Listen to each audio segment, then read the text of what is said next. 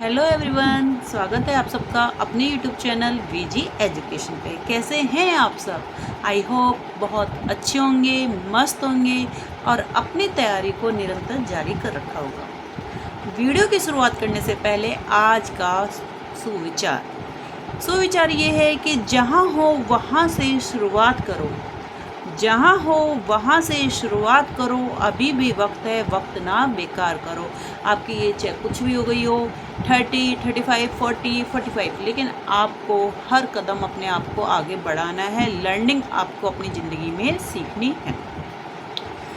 आज हम बात कर रहे हैं आरपीएससी फर्स्ट ग्रेड 25-26 किस तरीके से एग्ज़ाम का पैटर्न है, बदलती परिस्थिति में हमें किस तरीके से तैयारी करनी है, ये सब मैं आज इस पर चर्चा करूँगी।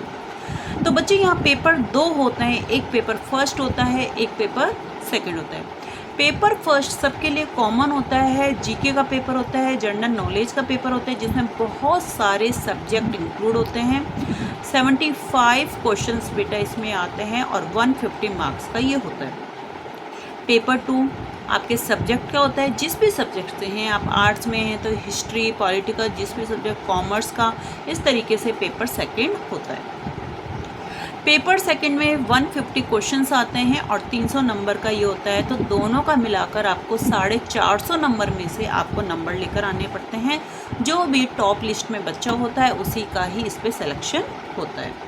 लेकिन 40% मार्क्स लाने अनिवार्य हैं। 40% का मतलब है कि अगर 75 क्वेश्चंस हैं तो 30 क्वेश्चंस तो कम से कम आपके सही होने चाहिए।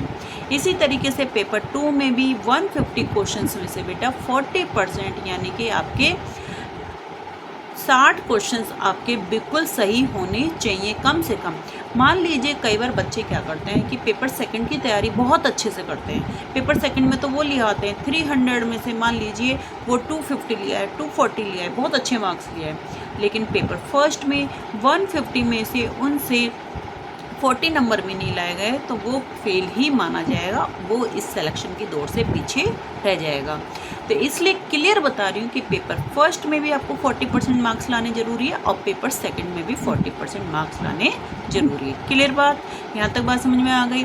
पेपर सेकंड आपका सब्जेक्ट का होगा, जिसकी परिचर्चा आपके हर सब्जेक्ट के अकॉर्डिंग करेंगे। मैं एक कॉमर्स की टीचर हूँ तो मैं कॉमर्स के बारे में ही बता सकती हूँ, लेकिन पेपर फर्स्ट जो कि जनरल नॉलेज का है वो ओवरऑल सभी सब्जेक्ट वालों के लिए कॉमन पेपर है। ठीक है, तो यहाँ जो मैं परिचर्चा करूँगी बच्चे वो करूँगी पेपर फर्स्ट की। पेपर फर्स्ट में आपके पास इतने सारे सब्जेक्ट्स हैं, मैंने उन सब्जेक्ट को और भी सब सब्जेक्ट में तोड़ दिया है, छोटे छोटे सब्जेक्ट में मैंने उसको इंक्लूड किया है। पेपर फर्स्ट में अगर हम बात करें तो मेरी नज़र से, मेरे अकॉर्डिंग उसमें 16 सब्जेक्ट और मैं तो कहती हूँ 17 सब्जेक्ट मान के चलो। कैसे, वो भी मैं आपको बताती हूँ। पेपर फर्स्ट भारतीय इतिहास। पेपर फर्स्ट में पहला सब्जेक्ट है भारतीय इतिहास, राजस्थान का इतिहास, राजस्थान कला और संस्कृति। आपको इतिहास हिस्ट्री बोलते हैं, तो हिस्ट्री को भी आप 3 हिस्सों में बांट के चलो कि मुझे भारतीय इतिहास एक सब्जेक्ट है, राजस्थान का इतिहास एक सब्जेक्ट है और राजस्थान कला संस्कृति थर्ड सब्जेक्ट है। इसके बाद आ जाइए हिंदी, अंग्रेजी, गणित, सांख्यिकी और रीजनिंग। इसके बाद राजस्थान का भूगोल भी आता है, भारतीय राज्यव्यवस्था भी आती है, विज्ञान भी आते हैं। फिर शिक्षा मनोविज्ञान आता है बच्चे, स्कूल प्रबंधन आता है। स्कूल प्रबंधन में ही आरटीई एक्ट होता है, लेकिन मैं आरटीई एक्ट को एक अलग सब्जेक्ट के रूप में लेके चलती हूँ। क्यों चलती हूँ आरटीई एक्ट को? क्योंकि इसके भी 2 या 3 क्वेश्चंस मिनिमम आते हैं, तो हम ये मानते हैं कि अगर मैं इसको एक अलग सब्जेक्ट में लेके चलती हूँ तो मैं मानती हूँ कि आरटीई एक्ट मैंने पूरा सब्जेक्ट कर लिया और मैंने 2 या 3 क्वेश्चन मिनिमम मैंने तैयार कर लिए हैं। और करंट अफेयर्स को भी आप 2 हिस्सों में लेके चलो, एक भारतीय करंट अफेयर्स और एक आपका राजस्थान का करंट अफेयर्स। इनको भी आप 2 हिस्सों में लेके चलो, तो उससे आपका कॉन्सेप्ट एकदम अच्छे से क्लियर होगा। क्लियर।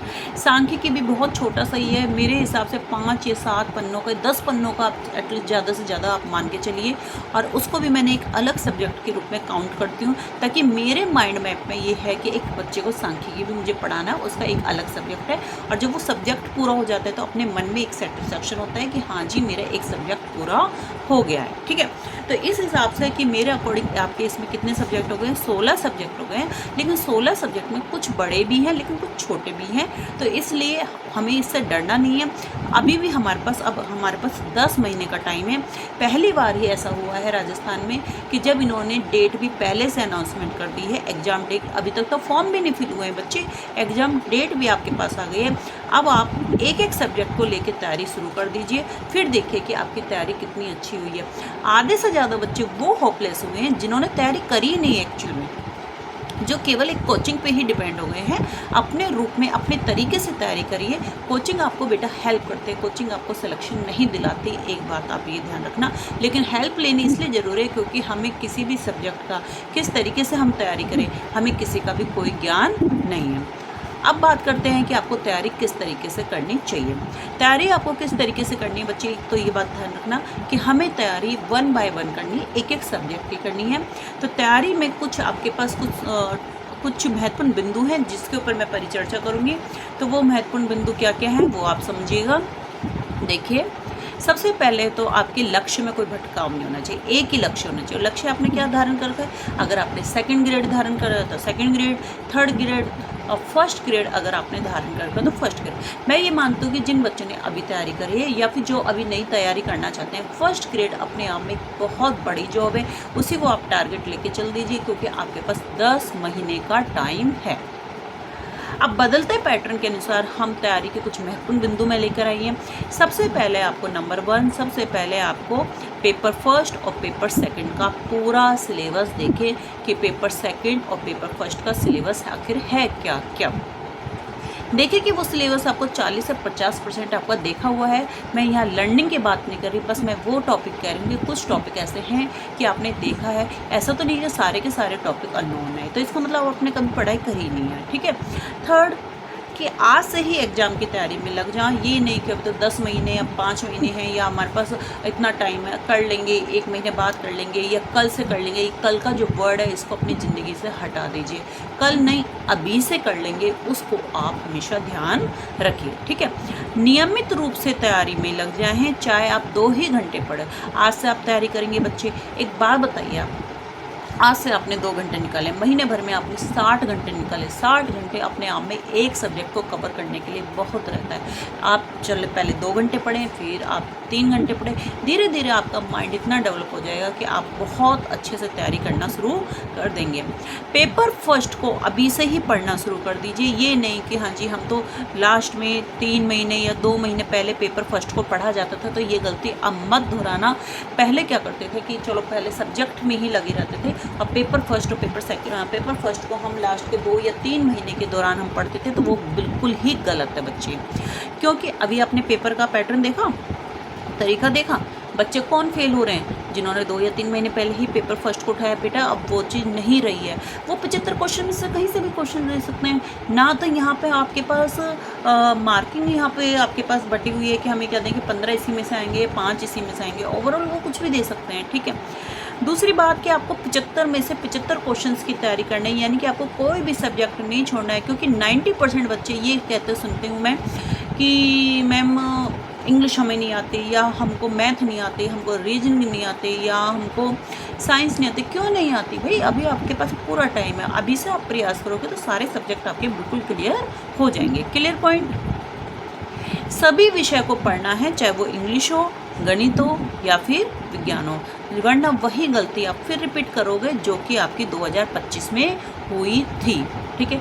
अब बहुत ही बारीकी से तैयारी करो, एक एक सब्जेक्ट की तैयारी करो।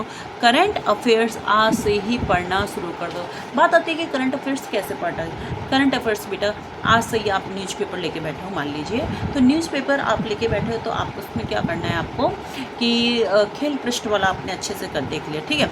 और इसके अलावा आपने ऐसी कोई घटना देख ली, अगर आपसे वो भी नहीं पढ़ा जाता है तो आप मोमल की या फिर आप क्रोनोलॉजी की किसी की भी एक बुक मंगा के रखो। अब बात आती है कि मैम हम वो बुक क्यों मंगाए, आप केवल उसको हल्की सी रीडिंग मारो।